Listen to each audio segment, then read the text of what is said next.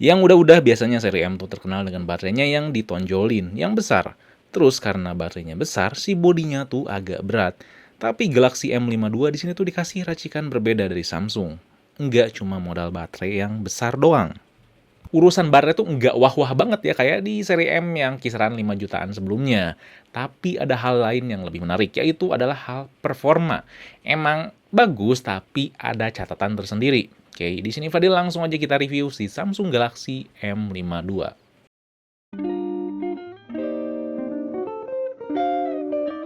Yang pertama tuh plastik mengkilap.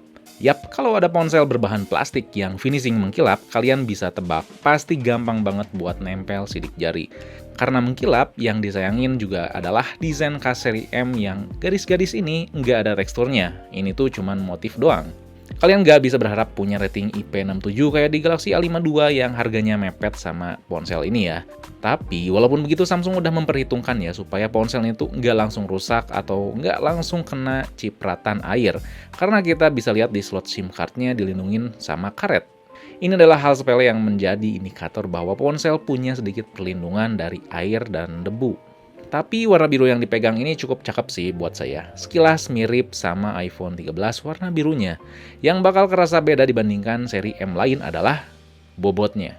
Ini tuh enteng banget ya buat ukuran baterai dengan kapasitas goceng. Cuman 173 gram aja. Ketebalannya juga cukup tipis karena layarnya pakai Super AMOLED Plus. Pokoknya experience gripnya tuh benar-benar berbeda dibandingkan seri M yang pernah saya pegang sebelumnya. Dan yang saya suka layout kameranya juga nggak kaku, nggak kotak lagi. Sekarang mirip sama Galaxy S20 FE. Yang mungkin bakal bikin kecewa adalah di sini nggak ada jack 3,5 mm. Jadi kalian kemana-mana harus bawa dongle atau pakai TWS. Lalu di sini juga micro SD-nya nyatu sama slot SIM kedua. Jadi kalian harus memperhitungkan masalah penyimpanan dan dual SIM kalian. Dan by the way di sini si penyimpanannya udah tipe UFS 2.2. Udah saya cek ya si kecepatan tulisnya pakai aplikasi Androbenz dan hasilnya tuh 2 kali lipat dari UFS 2.1 karena UFS 2.2 tuh punya write booster. Di sini buat neken budget si tombol powernya tuh nyatu ya sama sensor sidik jari, nggak ada di layar. Nggak ada yang spesial, tapi cukup kliki dan cukup cepat ya. Termasuk si tombol volumenya kliki juga. Kalau nggak suka, kita bisa pakai face unlock yang speednya standar-standar aja. Yang kedua itu Super AMOLED Plus. Walaupun sekarang bodinya menciut dan lebih enteng, tapi Samsung nggak mau move on dari ukuran layar 6,7 inci di range harga kurang lebih 5 jutaan. Yang berbeda di sini adalah kehadiran refresh rate tinggi sampai 120 Hz. Jadi penggunaannya tuh sangat mulus ya, dan nyaman kalau kita lagi scrolling browser, IG, dan lainnya. Tentunya 120 Hz-nya juga bukan buat scrolling doang, kita bisa main game yang udah support refresh rate tinggi dengan spesifikasi ini. Tinggal kita browsing game apa aja yang udah punya refresh rate tinggi. Warna si layarnya tuh panci, tajam, saturasinya tinggi dan asik. Kalau nggak suka yang panci, kita bisa setting ke mode natural. Walaupun Samsung nggak nulis di situsnya masalah HDR, tapi ponselnya udah dukung HDR10.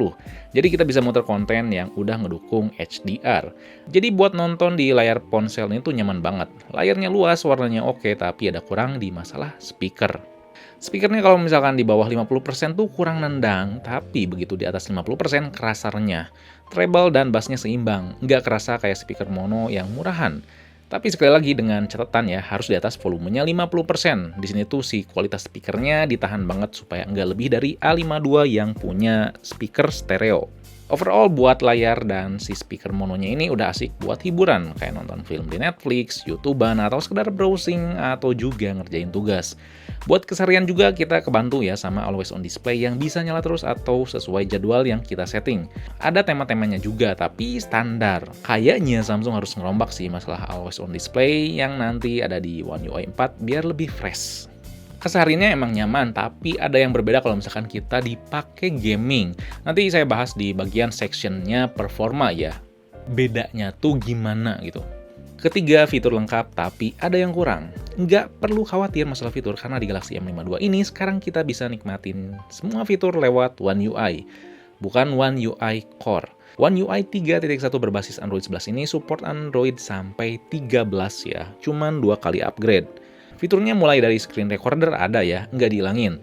Terus fitur clipboard di Samsung Keyboard ada secure folder karena dilindungin ya sama Knox di ponsel ini. Ada juga dual messenger, ada game launcher, dan ada berbagai kustomisasi penampilan buat ganti tema, navigasi, edge panel, dan masih banyak lagi. Ada fitur RAM Plus juga, atau RAM virtual yang kalian jangan harapin terlalu tinggi karena menurut saya tuh ini gimmick aja sih. Dan di sini juga kita nggak bisa nikmatin FM radio. Terus di sini sayangnya ada Bixby ya. Saya nggak bosan-bosan buat nyinggung masalah kagoknya atau nanggungnya ada Bixby karena ribet aja gitu di suatu ponsel atau di suatu device ada asisten virtual, ada Google Assistant dan ada Bixby. Ribet sih buat saya. Untuk hardware tentunya ada NFC buat bantu pembayaran kita. Sayangnya Bluetooth masih versi 5.0 bukan 5.2. Dimana Bluetooth yang terbaru tuh bisa bawa sistem audio Bluetooth yang lebih bagus. Terus Wi-Fi-nya udah dukung generasi ke-6 tapi nggak tahu kenapa daya tangkapnya tuh kurang bagus. Kalau mobile data standar-standar aja sih. Tapi di sini kita dikasih 5G band yang lebih luas dari Telkomsel sampai Indosat bisa dinikmati di ponsel ini. Terus takutnya ada yang belum tahu ya kalau misalkan kalian tuh pengen ngerut atau doyan ngerut custom ROM ngotak-atik software Android dan pengen beli Samsung ini, kalian jangan. Karena ponsel itu punya keamanan Knox, di mana keamanan Knox ini tuh bisa membuat ribet kita dalam mengotak-atik sebuah ponsel ini.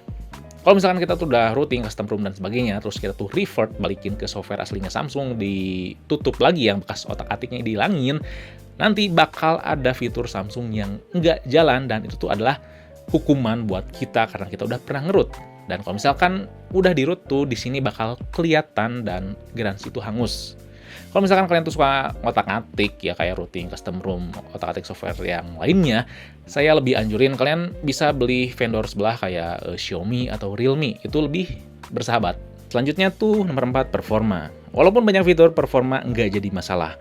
Hal inilah yang bikin beda dibandingkan seri M sebelumnya. Bahkan Galaxy M62 yang pakai chipset mantan flagship yang sama kayak Galaxy Note 10. Nah, di sini Samsung berhasil mengeksekusi si Snapdragon 778G dengan baik. Jangan samakan ya si Snapdragon ini kayak Snapdragon 700 lainnya. Buat keseharian tuh nggak ada masalah. Buat sosmedan, browsing, terus ngerjain tugas, multitasking, kesana dan kemari, nggak ada masalah. Cuma buat kalian yang suka gaming di ponsel, atau gamer yang garis keras gitu ya, yang doyan banget lah gitu gaming di ponsel, jangan beli ponsel ini. Bukan nggak baik, tapi di kurang lebih range harganya segini tuh masih ada Poco F3, terus tuh ada Poco X3 GT, atau misalkan pengen nyobain Snapdragon 778G, terus suka doyan gaming, kalian mending Realme GT Master aja gitu. Oke, saya juga pernah buat ya video review dan komparasinya tentang ketiga ponsel yang tadi saya sebutin.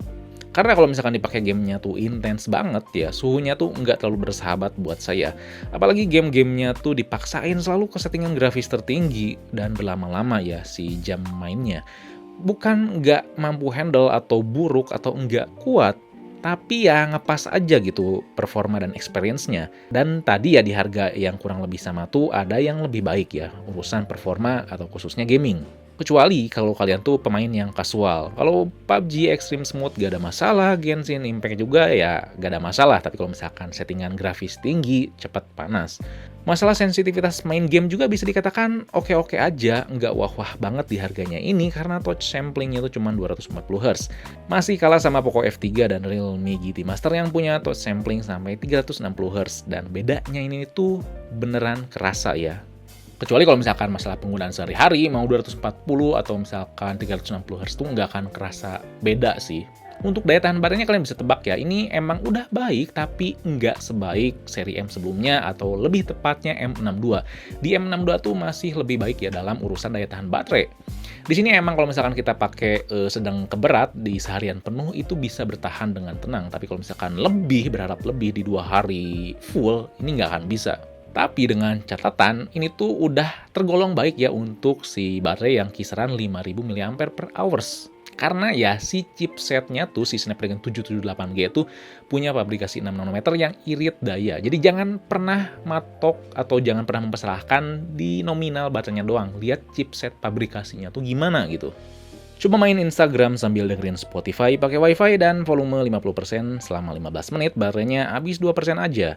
Terus nonton anime di Netflix 24 menit, baterai habis 4%. Main PUBG Extreme Smooth selama 15 menit, habis 5%. Dan main Genshin Impact grafis high 15 menit, habis 6%. Lalu waktu ngecas adalah hal yang menjadi PR kita bersama. Dengan baterai 5000 mAh, kita cuma dikasih charger 15 watt aja. Walaupun sebenarnya ponsel ini support sampai 25 watt. Ya, seperti biasa Samsung pelit ya dalam masalah pengisian dayanya maupun si chargernya. Buat ngisi dari 17 ke 92% makan waktu 1,5 jam aja pakai 15 watt. Nggak pakai aja sih, buat saya ya lama. Nomor 5 yang terakhir adalah kamera. Yang harus kalian tahu masalah kamera tuh Samsung selalu memposisikan racikan seri A lebih baik. Makanya karena M52 ini tuh harganya agak nyenggol A52 dan bahkan A72, jadi Samsung meracik software kameranya nggak terlalu lebih dari dua ponsel itu. Tapi bukan berarti jelek. Dari kamera si M52 ini ada dua hal yang saya suka, yaitu masalah detail dan warna. Setiap detail yang diambil tuh saya suka, nggak berlebihan dan nggak kurang, pas banget. Warnanya emang nggak bisa dibilang natural, agak tinggi tapi gak lebay. Saya suka warnanya kalau misalkan nangkep scene pemandangan atau objek lain yang bukan manusia. Hasilnya tuh hidup dan eye-catching banget gitu. Tapi kalau misalkan nangkep objek manusia, walau beauty mode mati atau scene optimizer mati, kulitnya tuh terlihat cerah dan terlihat sedikit mulus. Padahal kulit saya ya gelap, mau malam atau siang, kulit kita tuh bakal terlalu terlihat cerah. Buat saya nggak banget. Lalu dynamic range-nya emang baik, cuman terkadang struggle waktu kita ngambil ngehadang arah datangnya cahaya. Walaupun semua gambar yang saya ambil itu dimatiin ya si scene optimizer-nya, terkadang objek yang diambil tuh terlalu putih dan terlalu bersih ya, seperti yang tadi bahas. Overall saya suka pas kondisinya tuh cukup cahaya. Begitu masuk low light ya standar aja, agak susah buat fokus dan wajar ya di spesifikasinya ini. Begitu nyalain mode malam memang lebih terang, detailnya lebih dapet, cuma tone warnanya menjadi terlalu cool. Dan harus steady banget ya kalau misalkan kita ngambil mode malam karena dia nggak punya OIS. Nggak dibekelin embel-embel juga selfie tapi cukup baik, terutama masalah detail dan dynamic range-nya. Emang lagi-lagi sih muka terlihat lebih putih dan lebih cerah, tapi ketutupin sama detailnya yang baik. Kalau selfie, backlight juga bisa ke handle. Dan pastiin kalian matiin beauty mode-nya ya, karena beauty mode-nya nyala otomatis buat kamera depan, mau mode normal atau portrait. Tentunya ada single tag ya, buat pengen ngambil berapa hasil dengan sekali jepret, lumayan kepake dan nggak bikin ribet. Yang saya nggak suka seperti biasa adalah fitur fun mode-nya yang nggak banget, bener-bener enggak, dan itu norak. Terus yang saya suka ada di motion photo kayak di live fotonya di iPhone. Jadi fitur ini ngambil sedikit video waktu kita foto atau ngambil selfie. Mode Pro-nya lumayan lengkap ya, ada ISO, shutter speed, white balance, tapi nggak ada mode RAW. Di sini kita nggak dibekalin OIS, jadi videonya tuh shaky banget, terutama di 4K 30 fps. Tapi detail dan dynamic range-nya cukup baik, termasuk fokusnya. Saya anjurin kalau misalkan mau pakai 4K, mending pakai gimbal atau pas kita lagi steady shoot aja. Jangan lagi gerak karena kalian bisa lihat ya, shaky-nya tuh ganggu banget. Tapi nilai plusnya adalah si 4K ini kita bisa pindah-pindah lensa dengan lensa ultrawide dan selfie. Sebuah fitur yang jarang ada di kelasnya. Termasuk bisa pindah-pindah lensa di 1080p juga. Kalau di 1080p ini baru lebih stabil, tapi ya detailnya kurang. Emang kita bisa ngambil super steady, tapi itu manfaatin lensa ultrawide dan nggak banget hasilnya. Cukup di 1080p 30 fps aja kalau misalkan mau lebih stabil. Kalau 4K kamera depannya sih nggak terlalu shaky ya, kayak kamera belakangnya. Better lah. Saya suka kamera depannya, baik foto atau video. Kepake banget ya kalau misalkan kalian tuh suka vlogging. Detailnya baik walaupun warnanya nggak natural, nggak terlalu masalah. Kalian lebih stabil dibandingkan yang 4K, jadi ini oke kalau misalkan kalian lagi nge-vlog terus pengen nggak shaky gitu. Tapi kalau misalkan masalah detailnya tentunya lebih menang yang 4K. Tapi kalau kalian di 1080p ini bisa nyalain beauty mode. Oke. Tapi saya lumayan suka lah. Walaupun di pengaturan pencahayaannya agak kurang baik sih. Samsung Galaxy M52 itu jujur sih bikin bingung saya. Bukan ke si ponselnya, tapi ke lini Samsungnya. Udah coba Samsung Galaxy A52, terus M52 ini, dan saya mikir harusnya ini tuh bisa menggantikan posisinya A72. Harusnya Samsung tuh nggak ngerilis A72 sih menurut saya. Karena ya bisa digantikan oleh kedua ponsel ini, dan saya berharap nanti di seri A7 selanjutnya nggak nanggung kayak gini sih. Nah, buat si ponsel Samsung Galaxy M52-nya tersendiri, menurut saya tuh worth it ya buat dibeli. Ponsel ini tuh bawa perubahan atau hal yang berbeda dibandingkan seri M sebelumnya, tapi dalam konteks yang positif. Mindset saya makin hilang ya ke Samsung Galaxy seri M yang dulu tuh cuman ya mikirnya ya modal baterai kenceng doang, atau misalkan ya harganya tuh murah doang. Tapi sekarang tuh mulai nggak mikir kayak gitu. mulai berbeda. Emang baterainya nggak bisa dikatakan wah banget ya kalau dibandingin sama katakanlah Galaxy M62. Tapi di sini M52 tuh memberikan experience yang berbeda lewat performanya yang lebih seamless dan bodinya yang lebih ramping. Walaupun beda, saya nggak ngerasa esensi dari seri M di sini tuh hilang. Tapi malah jadi berani. Cocok banget buat kalian yang nyari ponsel seimbang dalam segala hal tanpa mempertimbangkan rating ketahanan air dan debu, gaming yang gila banget, dan kamera yang super. Dan ada nilai plusnya ya di sisi baterai dan di sisi performa, lebih tepatnya si Snapdragon 778G yang solid ya. Serta ada layar AMOLED-nya yang luas juga asik. Ponsel ini tuh bukan nggak bisa gaming, tapi kalau kalian prefer banget gaming ya, kata saya tadi, kalian harus mempertimbangkan Poco F3, Poco X3 GT, atau kalau mau Snapdragon 778G ada Realme GT Master. Kalau kameranya yang kalian cari, kalian masih percayain ya bisa ke Samsung Galaxy A52. Atau misalkan budget kalian minim, bisa pertimbangin Redmi Note 10 Pro atau Mi 11 Lite. Dan saya ingetin sekali lagi, kalau misalkan kalian tuh doyan ngoprek softwarenya Android, kayak routing custom ROM ganti kernel, dan sebagainya, terus suka si Snapdragon 778G, kalian bisa mempertimbangkan beli Realme GT Master. Si Realme ini tuh lebih bersahabat dalam hal otak-atik, lebih gampang, dan lebih mudah kalau misalkan kalian tuh mau nge-revert atau mau balikin ke software aslinya, nggak akan kelihatan udah di otak-atik. Dan terakhir mungkin nanti saya bakal compare sama Samsung Galaxy A52s yang punya spesifikasi kurang lebih sama kayak ponsel ini, tapi ada beberapa aspek yang berbeda dan bikin harganya tuh beda hampir 1 juta. Kalian wajib nonton karena biar nggak salah pilih, oke? Jadi ditunggu aja videonya, jangan lupa buat like, share, subscribe Fixme, biar nggak ketinggalan videonya, kalian nyalain lonceng notifikasinya. Oke, di sini Fadil, peace out.